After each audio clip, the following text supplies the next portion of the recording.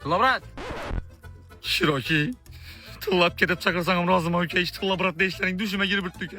He? Shinnabga nari gash deb bilma diyang. Aytma uka. Shu vaqa bir o'g'il bolam kelsigan bo'lar edim. Xat yozib ko'rmadingizmi? Xat? Qizlar xat yozadigan chumolani yaxshi ko'radi.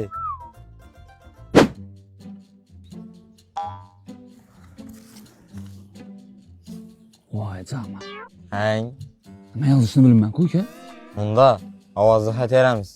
Ovozli xat? Tushiradi. Men quloqqa aytasiz, men borib Shinnabga aytaman. Quloqing barakatga. Ar quloqingni bekla. Ko'rishingni eshitish kerak. Hayda. Mana. Shinnabga Söyle. size xat bor, ovozli. Shirin, yuzingni yurtaverib xarob etding. Elatdagilar Usayn Bolt deb chaqirib boshladi. Seni yaxshi ko'raman, askiga askanda. Sen meni yaxshi ko'r. Ay, qarang'ini bag'rina bosganda. O'zingdan qo'shib bir ikki gap so'zlasang, quloqing gapliydan, og'zing eshitadigan etib qo'yaman. Ne olduysa? Ey, oxirdagi gap menga aytilgan ekan. Tilla bratına barab ayt. Dengin tapıp çillik oynasın. Chullik? Yaxshi. Ne dedi? Dengiz topib chullik izdan etsagan. Sovuqda chullik o'ynab bo'lmaydi-ku. Bir bo'lmaydigan ishlarni taslay.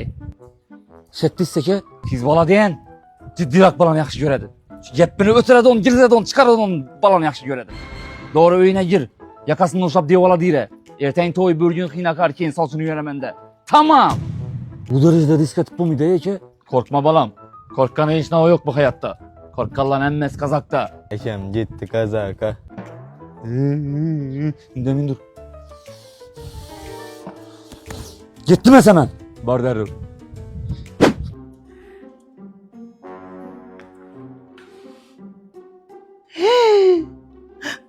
Hop. Assalomu alaykum opasini Shirini.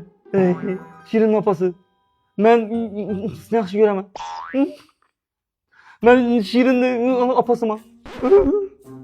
Dilimni görmedingizmi? Tinçlıkını iş kılıp kızımı devala dık verecek misin ya? Sana 5 sekund vaqt. Bu kolunu alasandan, uyumdan, yorug'lik tezliginde yo'qolib ket. Yaxshi ağa. O'xshamadi aka. Hozir biz Shiroki bilan o'ylanib qoldik-dan. Shirin deganing o'zi erkak kishi ekan ya. Hangi o'g'il deysiz? Shu vaqt Kleopatrani kelistiraring balam. Kleopatra o'lgan-ku aka.